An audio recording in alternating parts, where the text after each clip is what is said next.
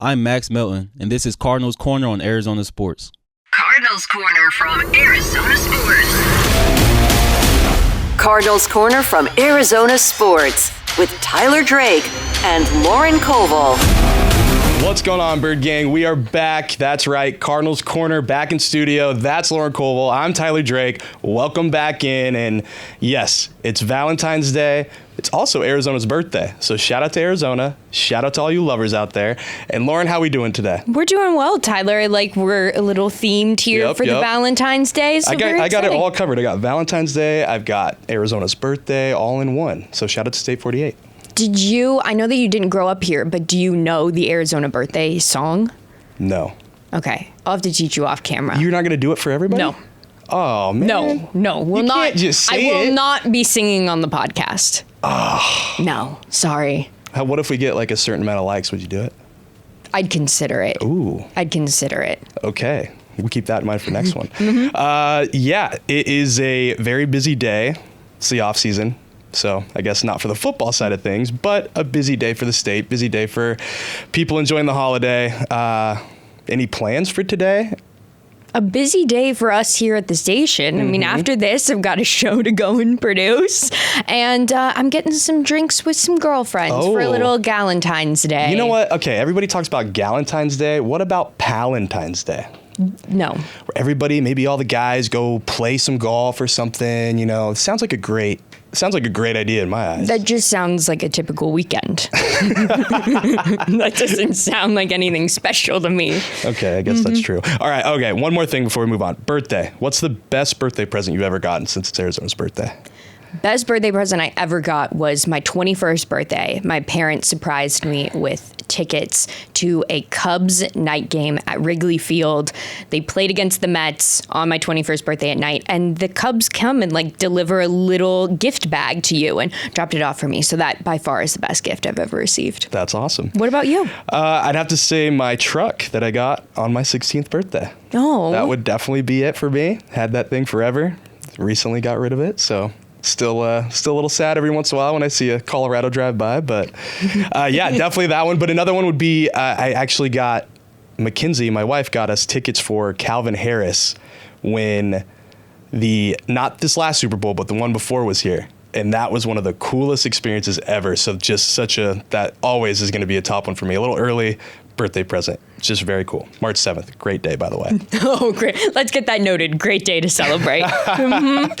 Well, okay. We're back in the studio. Last week was a very, very busy week because we had WM Phoenix Open coverage. We had, obviously Diamondbacks are getting back to spring training. They're reported now, but I know a lot of guys were already there getting some work in.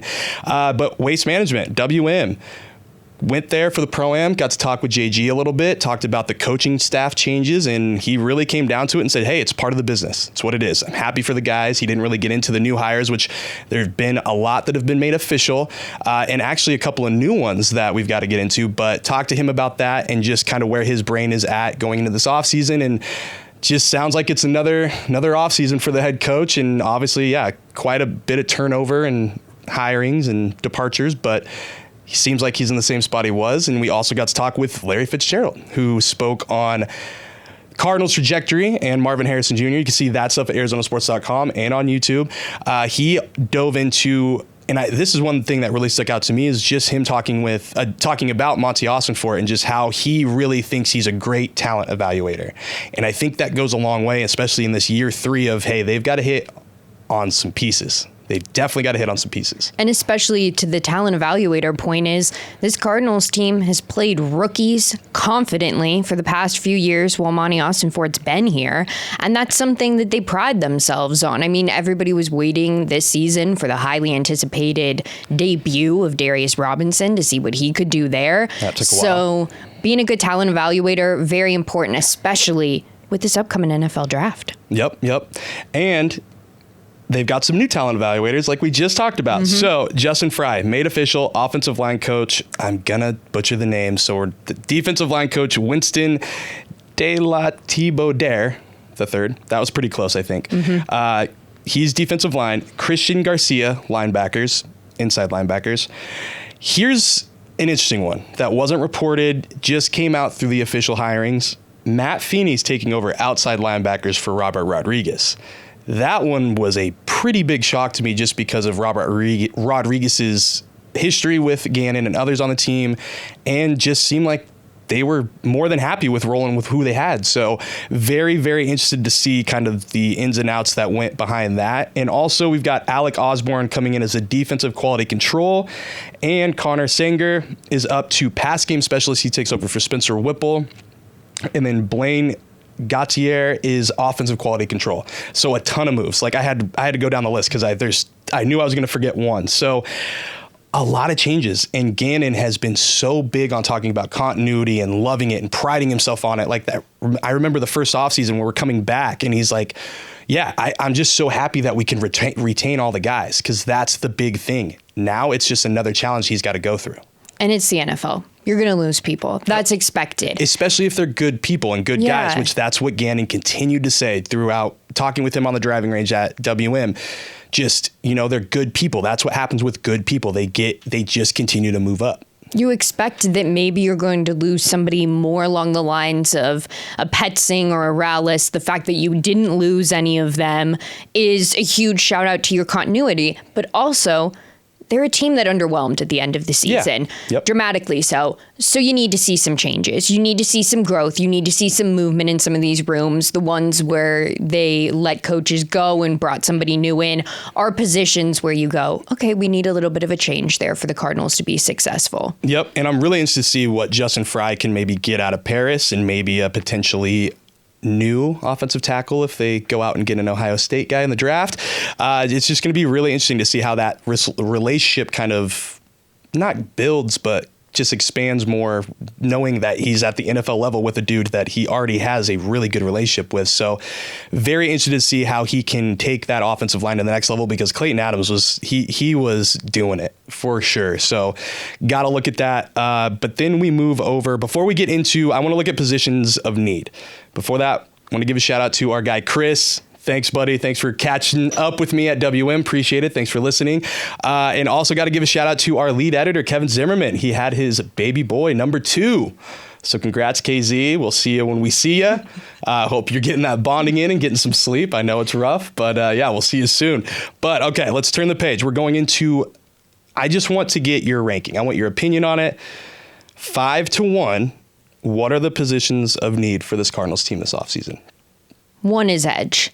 Okay. And that's of no surprise, because that is someone that the Cardinals could target in this year's draft at 16. If they drop out of 16, I'd still love to see him draft an edge. And there's quite a few in there to get. There's a plethora of options in there. It's really, who do you want? How are you ranking? Yep. I'll compare it to what Monty did last year with Max Melton in that cornerbacks room. There's a huge chunk of them getting ready to go right around the same time. And it's, who do you value? How do you value them? Do you need to move out? Do you need to move back? At that time, we saw Cooper DeJean go. And looking back, you go, ooh, that birthday boy securing that Super Bowl victory there. Maybe the questions with him coming out of Iowa and those season-ending injuries weren't as bad as we thought they would be. But also, Max was great when he transitioned into that role, and you just want to see him expand and grow and become more comfortable. And with that, it seems the same thing with the edge group this year. It's like, how do you evaluate them in the draft? How close are they? Who are you ranking? Are you willing to move back and maybe lose out on somebody and draft somebody else instead? So that's a position I'd look for in the draft specifically. Yeah. I mean, that's my number 1 too, is pass rush for sure. I think the Super Bowl win that the Eagles just put on display only solidified the need that the Cardinals have. And I'll just give the number 2 for me too, is pass rusher, defensive line. You got to upgrade. Not taking anything away. I think Dante Stills is on his way. I think Darius Robinson's on his way. I think Bilal Nichols and Justin Jones can still be pieces, but they've got to still upgrade. It's got to happen. And yes, what the Eagles did, that is otherworldly. Let's be completely honest there. But they did it with dudes that they brought in themselves. And obviously their draft classes were pretty impressive. Josh Sweat and Milton Williams, some of those guys, they've got to take a page out of that book. It doesn't have to be exactly, but that's the way to go. I know offense, some people still think wide receiver is still something they've got to go get. I agree with that. I think a vertical threat's on the list of needs, but it's still just pound the defensive side right now. Upgrade, upgrade, upgrade. And I think you've nailed it right there, because my number 2 is defensive line, because you watch the Eagles in the Super Bowl absolutely overwhelm Patrick Mahomes by doing very little. Yep. Like, the Eagles were very comfortable in their blitz. scheme. Did not. Nope. 0% blitz rate in that game. 4-man rush only. And you're still overwhelming Patrick Mahomes, one of the greatest who has ever done it, in that way. You made him look like early Alex Smith. Yeah. We're being honest. Yeah. And that's exactly what I saw somebody on Twitter tweet out, and they were like, this is what Patrick Mahomes would have looked like on the Bears. Oh. Like, now you're seeing it, which is like a personal blow, but also completely accurate. Yep. Because the second that you make any quarterback feel uncomfortable, they're going to make mistakes and they're not going to look like themselves. And that's exactly what happened to the Kansas City Chiefs. So number 2 is defensive line for me. What's your number 3? Interior offensive line. Okay. Guard. Just got to have some depth there. I think Isaiah Adams is on his way, but you've got Evan Brown, a free agent, Will Hernandez, a free agent. What's going to happen there, especially with Hernandez coming off the injury too? Where is he at physically? That's got to be a spot for sure. Get in a big mauler to kind of fill that other role now, or at least provide some depth that come up the ranks, because we still haven't seen a ton out of John Gaines, which I would love to see that. Mm-hmm. So yeah, just got to keep adding to that room too. That's a big one for me. What about you? I'm going to go with safety. Oh. Safety. Whoa. Because my curveball here is you're going to eventually have to move off of Buddha. He's just going to get too old.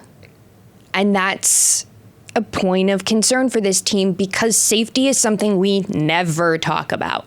True. Because we know who's been holding it down. Also, what are you going to do with Jalen Thompson? I think he might be a potential cap-saving asset. Mm-hmm. So if he is a cap-saving asset... You move Rabbit up with Buddha. Mm-hmm. Rabbit's your heir apparent. Yep. Buddha, even. Yeah, I think you've got to look at it. That's... I got to think about more on that one. I think you have to evaluate what you're going to do at that position long term. I think you could have a similar argument for running back. Okay. James Conner's your guy. You know he's your guy. You don't think Trey Benson's the guy? I don't know. I don't know if I think Trey Benson's the guy, only because his running style is different than James Conner. So if the Cardinals are going to stick with running the same offensive game plan as they have under JG, you need a different kind of back. Okay. Well, my 4th one is, and I'm almost, this one could maybe be 5 too. 4 and 5 could maybe flip for me. Corner, vertical threat. And I think the cornerbacks room is in a better spot than I think most people think. Garrett Williams is on his way. Max Melton is on his way. We just talked about Elijah Jones. Still haven't seen anything from him, but he figures to be an asset there too. You've got Sean Murphy Bunting, and Starling Thomas has been a diamond in the rough. You still are looking for that absolute lockdown. And I think Garrett Williams can be that guy, but he has got such a role in the nickel that I just don't see him being somebody they want to move out of that role because of how much he takes on his plate.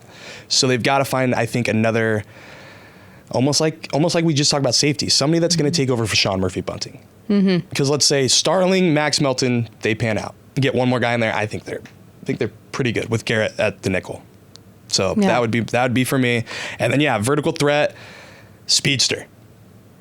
Just need somebody that's going to burn somebody down the field. Yeah. You just need somebody who can keep up. Yeah, exactly. That's it. And that rounds out my top 5. I'm going to go with corner because of how it plays into the safety discussion. Yeah. If you have to move pieces around and adjust and shift, like you said, if you have to shift. So then would you move Garrett Williams to safety? If that was the move? Yes. I don't love it. But with its current construction, that's how you have to do it. And that's why I think, or at least I'll be intrigued as to what the Cardinals do with Jalen. Then who are you bringing in to round that out? Yeah. Because I don't necessarily think that should be an internal move, Because like you said, everybody seemed to sort of find their position last year. Even if they weren't fantastic, they still found their role. Yeah. So that's why I'd be intrigued as to what you can do this offseason. Yeah. Okay. Well, I did not expect to hear safety. Here's the other thing too. Depending on what happens with Kaiser White, you could put inside linebacker there too, because you've got Mac Wilson, Owen Papo, and that's the end of the list, really. That shoots up my list immediately. Shoots up my list. Probably 3. Okay. Slot that in at 3. Shift everything else down. Because if Kaiser's back, that's not even a thought. No. That's at the bottom of the list. And that's right there with safety. And my concern that he won't be back is high. Yeah. I don't know. Maybe the Mac Wilson, maybe the cryptic tweets were just for Sam's hiring as DC at West Virginia. Yeah. Not West Virginia, Virginia Tech. I don't think so. I don't think so. And hopefully Kaiser comes back, because I think he's a great piece of that defense. And we've talked about him as a leader so many times because of his connection with JG. Just a dog. Now, you mentioned somebody earlier.